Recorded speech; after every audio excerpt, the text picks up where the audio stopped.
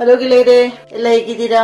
ಎಲ್ಲರೂ ಚೆನ್ನಾಗಿದ್ದೀರಾ ಅಂತ ತಿಳಿತೀನಿ. ಎಲ್ಲರೂ ಚೆನ್ನಾಗಿರಿ. ಇವತ್ತು ನಾನು ಒಂದ್ ಚಪಾತಿಗೆ ಡ್ರೈ ಆಗಿರೋದೊಂದು ಮಶ್ರೂಮ್ ಮತ್ತೆ ಆಲೂಗಡ್ಡೆ ಕ್ಯಾಪ್ಸಿಕಮ್ ಹಾಕ್ಬಿಟ್ಟು ಒಂದು ಗೊಜ್ಜೋದು ಡಬ್ಬದಲ್ಲೆಲ್ಲ ಹಾಕಿ ಮಕ್ಕಳಿಗೆ ಸ್ಕೂಲಿಗೆ ಆಫೀಸ್ಗೆ ಕಳ್ಸಕ್ಕೆ ಸರಿಯಾಗಿರುತ್ತೆ. ಇವತ್ತು ನಾನು ಮಕ್ಕಳಿಗೆ ಆಫೀಸಿಗೆ ಕಳ್ಸೋಕ್ಕೋಸ್ಕರ ಮಾಡ್ತಾ ಇದ್ದೀನಿ. ನಿಮ್ಗೆಲ್ಲರಿಗೂ ಗೊತ್ತಿರುತ್ತೆ, ಆದ್ರೂ ನಾನು ನಿಮಗೆಲ್ಲ ಒಂದ್ಸತಿ ತೋರಿಸ್ತೀನಿ ನಾನ್ ಮಾಡೋ ರೀತಿನ.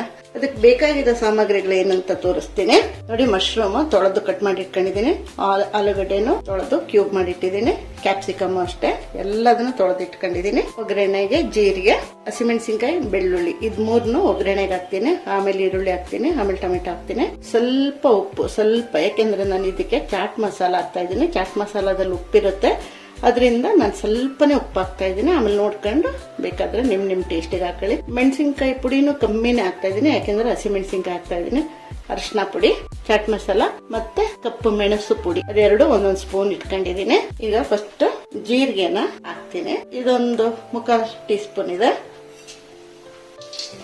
ಈಗ ಇದರಲ್ಲಿ ಮೆಣಸಿನ್ಕಾಯಿ ಹಾಕೊಂತೀನಿ. ಮೆಣಸಿನ್ಕಾಯಿ ಚಿಕ್ಕದಾಗಿ ಕಟ್ ಮಾಡಿ ಇಟ್ಕೊಂಡಿದ್ದೀನಿ.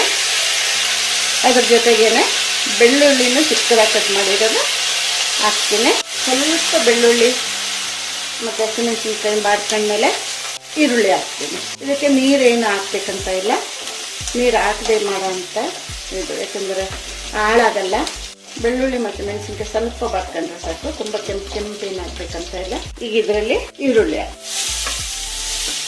ಈರುಳ್ಳಿ ಜೊತೆಗೇನೆ ಉಪ್ಪು ಹಾಕ್ಬಿಡ್ತೀನಿ ಮತ್ತು ಅರಿಶಿನ ಪುಡಿನ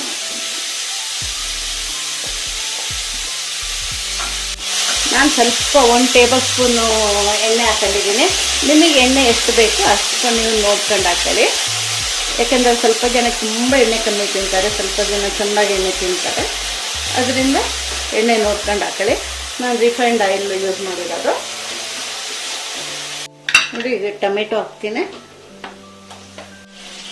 ಟೊಮೆಟೊ ಜೊತೆಗೇನೆ ಆಲೂಗಡ್ಡೆ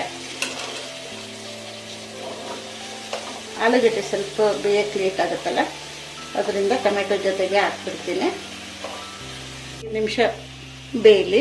ಬೆಂದಮೇಲೆ ಮಶ್ರೂಮ್ ಮತ್ತು ಕ್ಯಾಪ್ಸಿಕಮ್ ಮತ್ತು ಚಿಲ್ಲಿ ಪೌಡರು ಎಲ್ಲ ಆಗಿದೆ, ಅರ್ಧ ಬೆಂದಿದೆ. ಈಗ ಅದಕ್ಕೆ ಕ್ಯಾಪ್ಸಿಕಮ್ ಫಸ್ಟ್ ಹಾಕ್ತೀನಿ. ಸ್ವಲ್ಪ ಹೊತ್ತಾದ್ಮೇಲೆ ಮಶ್ರೂಮ್ ಹಾಕ್ತೀನಿ, ಚಿಲ್ಲಿ ಪೌಡರ್ ಹಾಕ್ತೀನಿ, ಮಶ್ರೂಮ್ ಹಾಕ್ತೀನಿ. ಇದೆಲ್ಲರೂ ನಾವು ಟೂರೆಲ್ಲ ಹೋಗೋ ಟೈಮ್ನಲ್ಲಿ ಪ್ಯಾಕ್ ಮಾಡ್ಕೊಂಡು ತಗೊಂಡೋಗೋದು ಚೆಂದಾಗಿರುತ್ತೆ, ಹಾಳಾಗಲ್ಲ. ಚಪಾತಿ ಜೊತೆಗೆ ಪ್ಯಾಕ್ ಮಾಡ್ಕೊಂಡ್ಬಿಟ್ರೆ ಎಲ್ಲರೂ ಎಂಜಾಯ್ ಮಾಡಿ ತಿಂತಾರೆ. ಎಲ್ಲದೂ ಒಳ್ಳೆ ಪದಾರ್ಥಗಳೇ ಇದೆ ಇದರಲ್ಲಿ. ತರಕಾರಿಗಳು ಮಕ್ಕಳಿಗೆ ಸಿಗಬೇಕಾಗಿದ್ದು ಪ್ರೋಟೀನ್ಗಳು ಅದು ಇದು ಎಲ್ಲ ಏನೇನೋ ಇದೆಯಲ್ಲ, ಅದೆಲ್ಲ ಇದ್ರಲ್ಲಿ ಸಿಗುತ್ತೆ. ಮಶ್ರೂಮಲ್ಲಂತೂ ಬೇಕಾದಷ್ಟು ಸಿಗುತ್ತೆ. ತಂದರೆ ಮಾತ್ರ ಚೆಂದಾಗಿ ತೊಳಿರಿ, ಮಣ್ಣಿರುತ್ತೆ ಅಷ್ಟೆ. ಇದು ಇನ್ನೊಂದು 10 ನಿಮಿಷ ದಮ್ಮಲ್ಲೇ ಇಟ್ಟು ಬೇಯಿಸ್ತೀನಿ. ನೋಡಿ, 10 ನಿಮಿಷ ನಾನು ಹಿಂಗೆ ಮುಚ್ಚಿಟ್ಟಾಗ ಅದರಿಂದ ನೀರು ಎಷ್ಟೊಂದು ಬಿಟ್ಕೊಂಡಿದೆ ನೋಡಿ. ಮಶ್ರೂಮ್ದು ಎಷ್ಟು ನೀರು ಬಂದಿದೆ ನೋಡಿ.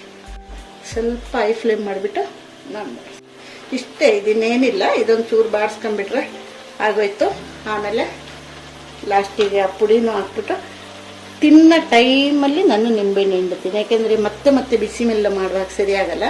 ಅದರಿಂದ ತಿನ್ನೋ ಟೈಮ್ನಲ್ಲಿ ಸ್ವಲ್ಪ ಕೊತ್ತಂಬರಿ ಸೊಪ್ಪು ಮತ್ತು ನಿಂಬೆಹಣ್ಣು ಹಿಂಡ್ಬಿಟ್ರೆ ನಮ್ಮದು ಡ್ರೈ ಮಶ್ರೂಮ್ ಮತ್ತು ಕ್ಯಾಪ್ಸಿಕಮ್ ಆಲೂಗಡ್ಡೆ ಎಲ್ರಿಗೂ ಇಷ್ಟ ಆದರೆ ಲೈಕ್ ಮಾಡಿ, ಶೇರ್ ಮಾಡಿ, ಸಬ್ಸ್ಕ್ರೈಬ್ ಮಾಡಿ ಏನಾದ್ರು ತಿಂದು ನೋಡಿದರೆ ಕಮೆಂಟ್ಸ್ ಮಾಡಿ.